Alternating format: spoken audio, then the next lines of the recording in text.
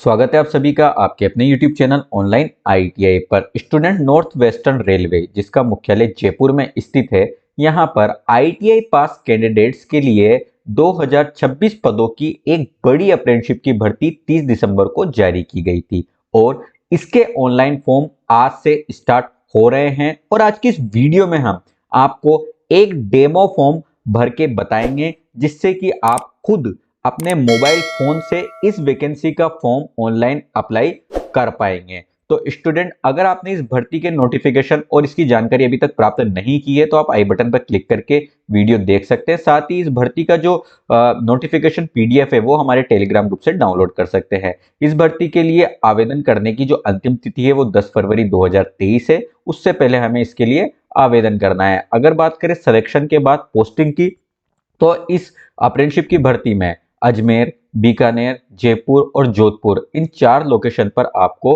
Apprenticeship का मौका दिया जाएगा। ये जो वैकेंसी है ये अप्रेंटिसशिप की वैकेंसी है, यानी आपको सिलेक्शन के पश्चात 1 वर्ष की अप्रेंटिसशिप की ट्रेनिंग करवाई जाएगी और उसका जो आपको भुगतान है वो 7700 रुपए से लेकर 8050 रुपए प्रति माह दिया जाएगा। पूरी जानकारी आप हमारी पिछली वीडियो में देख सकते हैं। तो स्टूडेंट, आवेदन करने के लिए आपको RRC जयपुर की ऑफिशियल वेबसाइट पर आना होगा। इसका लिंक मैं इस वीडियो के डिस्क्रिप्शन में डाल दूंगा, जहां से आप क्लिक करके सीधा इस वेबसाइट पर आ जाएंगे। नीचे की ओर आप देखेंगे अप्रेंटिस ऑनलाइन ई एप्लीकेशन का एक ऑप्शन दिया हुआ है, इस पर हमें क्लिक कर देना है। इस पर क्लिक करने के बाद ये पेज ओपन हो जाएगा। यहाँ हमें सबसे पहले अपना रजिस्ट्रेशन करना होगा। रजिस्ट्रेशन करने के लिए न्यू रजिस्ट्रेशन के 2 विकल्प दोनों जगह दिए हुए हैं। आप किसी भी जगह पर क्लिक करके अपना रजिस्ट्रेशन स्टार्ट कर सकते हैं। इससे पहले यहाँ पर एलिजिबिलिटी क्राइटेरिया के बारे में भी बताया गया है कि इस वैकेंसी में अप्लाई करने के लिए कैंडिडेट का 10th पास होना जरूरी है और 10th में उसके मिनिमम 50% अंक होने चाहिए। इसके अलावा आपकी ITI पास होना चाहिए, जो कि NCVT या SCVT किसी से भी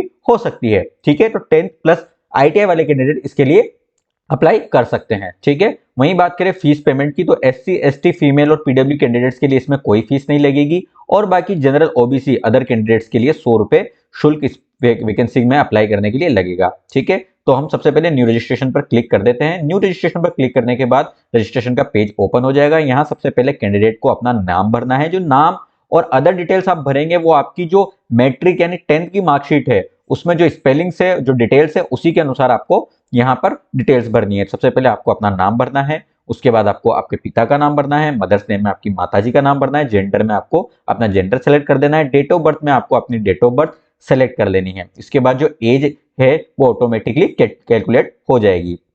कैटेगरी आपको सेलेक्ट कर लेनी है, जिस भी कैटेगरी में आप अप्लाई करना चाहते हैं। अगर आप SC ST और OBC में अप्लाई करना चाहते हैं तो इसके लिए आपको सेंट्रल गवर्नमेंट द्वारा निर्धारित प्रारूप वाला जाति प्रमाण पत्र लगाना होगा। अगर वो प्रारूप वाला प्रमाण पत्र आपके पास उपलब्ध नहीं है तो आप जो वैकेंसी का नोटिफिकेशन है इसमें नीचे की ओर देखेंगे, यहाँ पर फॉर्मेट दिए हुए हैं, तो यहाँ से इसकी आप प्रिंट निकलवा के अपना जाति प्रमाण पत्र बनवा सकते हैं। ठीक है, आगे बात करते हैं।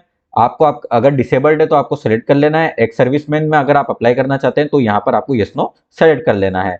ईमेल आईडी में आपको आपकी चालू ईमेल आईडी सेलेक्ट कर लेनी है। मोबाइल नंबर में आपको आपका चालू मोबाइल नंबर डाल देना है। नीचे की ओर board exam authority name standard 10th, यहाँ पर आपको जो आपने 10वीं पास की है उसका बोर्ड का नाम सेलेक्ट कर देना है ड्रैग एंड ड्रॉप के द्वारा। ठीक है, इसके बाद आपको ईयर ऑफ पासिंग SSC में आपकी 10th पास करने की का जो ईयर है वो यहाँ पर लिख देना है। इसके बाद आपको SSC 10th matriculation roll number यानी आपके मैट्रिक के जो रोल नंबर है 10th के जो रोल नंबर है वो यहाँ पर आपको लिख देने हैं। आगे बात करते हैं पासवर्ड की।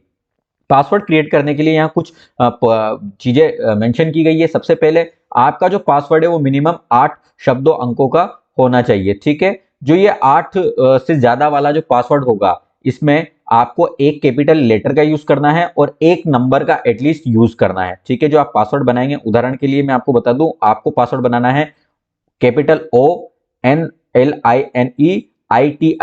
और कोई भी नंबर 1 2 3 कुछ भी आप सेलेक्ट कर सकते हैं। इस तरीके से एक कैपिटल लेटर में और बाकी का एक नंबर आपको कंपलसरी लेना ही है। ठीक है, तो इस तरीके से आपको पासवर्ड क्रिएट कर लेना है। इसके बाद आपको कंफर्म पासवर्ड में दोबारा से अपना पासवर्ड डालना है।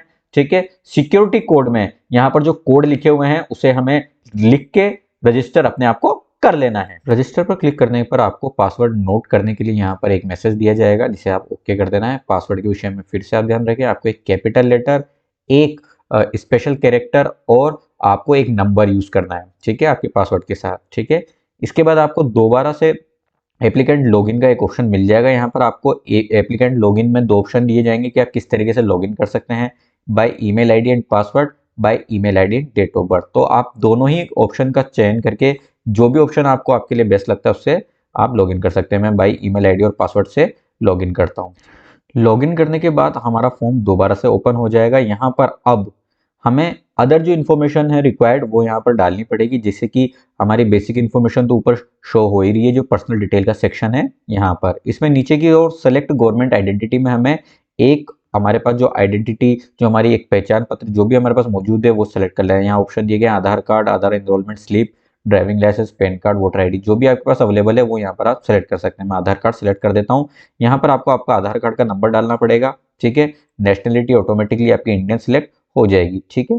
नीचे की ओर हम आएंगे, यहाँ पर हमें हमारी क्वालिफिकेशन डिटेल्स में अपनी जो क्वालिफिकेशन की डिटेल्स है वो भरनी है। सबसे ऊपर आप देखेंगे जो आपकी स्कूल की क्वालिफिकेशन है, आपने 10th की, आपकी मैट्रिक की जो क्वालिफिकेशन है उसकी डिटेल्स आपको भरनी पड़ेगी। बोर्ड एग्जाम ऑथोरिटी हमने जो रजिस्ट्रेशन के टाइम सेलेक्ट किया था वो ऑटोमेटिकली यहाँ पर शो हो जाएगा। इसके बाद हमारे स्कूल का नाम, इंस्टीट्यूट का नाम हमें यहाँ पर भर देना है, ठीक है। इसके बाद ईयर ऑफ पासिंग में आपका ईयर ऑफ पासिंग आ जाएगा, आपके रोल नंबर आ जाएंगे, आपके जो मैक्सिमम मार्क्स थे 10th में, टोटल मार्क्स थे, जैसे 600 अगर आपके टोटल मैक्सिमम मार्क्स थे तो उसको आपको यहाँ पे भर देना है।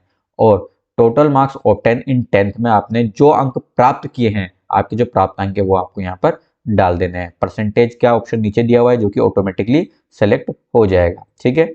इसके बाद नीचे की ओर देखेंगे कि अप्लाइंग अंडर यूनिट, आप किस यूनिट में अप्लाई करना चाहते हैं, ठीक है। यहाँ पर जो यूनिट जहाँ पर पोस्ट है, जहाँ पर वैकेंसी निकली गई है उसका नाम यहाँ पर दिया हुआ है, जैसे divisional railway managers office DRM Ajmer.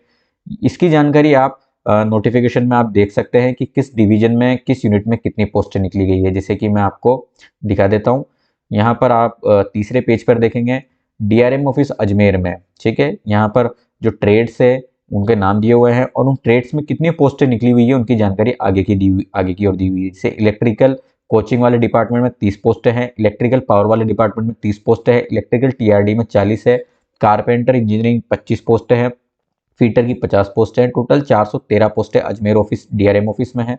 इसी तरीके से डीआरएम बीकानेर में इलेक्ट्रीशियन की 190 पोस्टें हैं, फीटर की 190 पोस्टें हैं, वेल्डर गैस इलेक्ट्रिक की 423 पोस्टें हैं। तो इसे आप सबसे पहले देख लें, ठीक है। उसके बाद जिस भी आप यूनिट में अप्लाई करना चाहते हैं उसे यहाँ पर आप सेलेक्ट करके उसमें अप्लाई कर सकते हैं, ठीक है। उसके बाद नीचे की ओर जो आपकी टेक्निकल क्वालिफिकेशन है, जिस ट्रेड में आप अप्लाई करना चाहते हैं वो डिटेल्स यहाँ पर आ जाएंगी। सबसे पहले दिया हुआ आईटीआई पास 11 ट्रेड्स, ठीक है। तो यहाँ पर आपको आपकी जो ट्रेड्स हैं, जिस ट्रेड्स के लिए यहाँ पर वैकेंसी निकली हुई है वो यहाँ पर खुल जाएंगी, ठीक है। जैसे मैं इलेक्ट्रिकल पावर सेलेक्ट कर लेता हूँ, ठीक है। इसके बाद एप्लीकेशन फॉर ट्रेड, ठीक है, electrical power. Year of passing ITI, आपकी आईटीआई पासिंग का ईयर आपको यहाँ पर भर देना है, ठीक है। इसके बाद सर्टिफिकेट एनसीवीटी एससीवीटी नंबर में आपको जो आपका एनसीवीटी से जो प्रमाण पत्र आया है आईटीआई का उसका नंबर आपको यहाँ पर भर देना है। यहाँ पर आपको आपके आईटीआई के प्रमाण पत्र के नंबर भरने हैं, ठीक है। डेट ऑफ सर्टिफिकेट इश्यूइंग में जो सर्टिफिकेट इश्यू करने की जो डेट होती है आप सर्टिफिकेट पे देखेंगे तो उसको आपको यहाँ पर भर देना है। मैक्सिमम मार्क्स इन आईटीआई, आपके जो आपके आईटीआई के मैक्सिमम मार्क्स है वो यहाँ पर डाल देना है। और टोटल मार्क्स ऑब्टेन इन आईटीआई में आपने जो अंक आपके आईटीआई में प्राप्त किए हैं, ठीक है, उसको आपको यहाँ पर लिख देना है, ठीक है।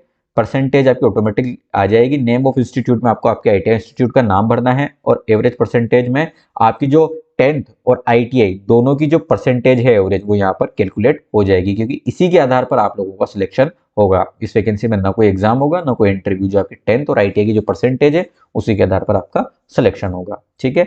एड्रेस डिटेल में आपको आपकी एड्रेस की डिटेल भर देनी है। लेफ्ट साइड में करस्पॉन्डेंस एड्रेस की डिटेल्स, इसमें house number, village, city, state, district, pin code आपको सिलेक्ट करना है। और अगर आपका करस्पॉन्डेंस एड्रेस यानी वर्तमान पता, स्थाई राइट साइड में जो परमानेंट एड्रेस है, ये दोनों अगर सेम है तो आपको बीच में चेकबॉक्स पे क्लिक कर देना है, जिससे कि आपका जो करस्पॉन्डेंस एड्रेस है वो परमानेंट एड्रेस में ऑटोमेटिकली उसकी डिटेल्स फिलअप हो जाएगी, ठीक है। नीचे की ओर आप देखेंगे यहाँ पर आपको आपका फोटोग्राफ और नीचे उससे नीचे आपको आपका सिग्नेचर अपलोड करना है। फोटोग्राफ के विषय में मैं आपको बता दूं, जो फोटोग्राफ है ये जेपीजी फॉर्मेट में अपलोड होगा और इसकी मिनिमम साइज होनी चाहिए 20 केबी और अधिकतम साइज होनी चाहिए इसकी 70 केबी, ठीक है। इसी तरीके से जो सिग्नेचर है इसकी जो मिनिमम साइज होनी चाहिए वो होनी चाहिए 20 केबी और अधिकतम साइज होनी चाहिए 30 केबी और ये भी जेपीजी फॉर्मेट में अपलोड होगा, ठीक है। ये सब अपलोड करने के बाद डिटेल फिलअप कर देने के बाद आपको डिक्लेरेशन वाले मार्क पर चेक कर देना है, यानी टिक लगा देना है और सेव एंड कंटिन्यू कर देना है। सेव एंड कंटिन्यू करने से पहले आप सारी डिटेल्स को एक बार पहले से चेक कर सकते हैं और कंफर्म कर सकते हैं कि कोई गलती ना हो। इसके बाद आप लास्ट में देखेंगे आपने जो डिटेल्स फिलअप करी है, आपने जो फॉर्म भरा है, वो एक बार फिर से रिव्यू के लिए खुल जाएगा। इसको आप दोबारा से चेक कर सकते हैं, ठीक है। और अगर आपको कोई सुधार की आवश्यकता है, ठीक है, तो यहाँ पर एडिट एप्लीकेशन का ऑप्शन है, इस पर क्लिक करके आप कोई भी जो आपने डिटेल्स भरी है गलत, उसको आप सुधार सकते हैं। अगर आप सही है, संतुष्ट हैं आप सारी जानकारी से, तो दोबारा से डिक्लेरेशन पे चेक करके आप 7 कंटिन्यू कर सकते हैं। 7 कंटिन्यू करने के बाद आपको वापस से एक ऑप्शन मिलेगा कि अगर आप रीचेक करना चाहते हैं तो व्यू कर सकते हैं, और अगर आप लॉक करना चाहते हैं तो यहाँ से आप इस फॉर्म को लॉक कर सकते हैं, ठीक है। तो यहाँ हम इस फॉर्म को लॉक कर देते हैं, ठीक है। लॉक करने के बाद यहाँ पर दिया हुआ है कि in the case of unsuccessful fees transaction please wait for 24 hours before attempting to pay fees the again, ठीक है। यहाँ पर जो फीस पे करने के लिए कहा जा रहा है, ST SC और वुमेन्स के लिए किसी प्रकार की कोई फीस नहीं है, जबकि जनरल और OBC को 100 रुपए का फीस पेमेंट करना पड़ेगा, जो कि यहाँ से हमें पे फीस पर करके कर सकते हैं। तो यहाँ पर कहा गया है कि अगर 24 घंटे में अगर फेल्ड हो जाता है तो आपको दोबारा से करने की आवश्यकता नहीं है, वो एक बार दोबारा से आपको मैसेज दे दिया जाएगा, ठीक है। तो जैसे मैंने पे फीस का ऑप्शन पर क्लिक किया है, तो यहाँ पर फीस पेमेंट करने के लिए जो ऑप्शन है वो यहाँ पर खुल गए हैं। हम credit card, debit card, net banking, cash card, Paytm, wallet, EMI, मतलब इन सारे ऑप्शन का उपयोग करके हम अपने फीस का पेमेंट कर सकते हैं, ठीक है। तो इस तरीके से आप अपनी फीस का पेमेंट कर पाएंगे, और फीस पेमेंट करने के बाद आपका फॉर्म दोबारा से खुलेगा, जिसको आप प्रिंट करके अपने आगे फर्दर जानकारी के लिए सेव करके रख सकते हैं। तो स्टूडेंट, उम्मीद है कि इस वैकेंसी का फॉर्म आप अपने मोबाइल से भर पाएंगे। अगर आपको अपने मोबाइल से भरने में किसी प्रकार की कोई दिक्कत आती है तो आप अपने क्रोम ब्राउजर में जाकर उसको डेस्कटॉप व्यू करके भी अपना फॉर्म भर सकते हैं। और ITI से जुड़ी इसी तरह की इन्फॉर्मेटिव वीडियोस को रेगुलर प्राप्त करने के लिए आप हमारे चैनल को सब्सक्राइब करके बेल आइकन जरूर दबा दें, और वीडियो अच्छा लगा तो उसे लाइक करना ना भूलें। तो स्टूडेंट, मिलते हैं अगली वीडियो में। Take care.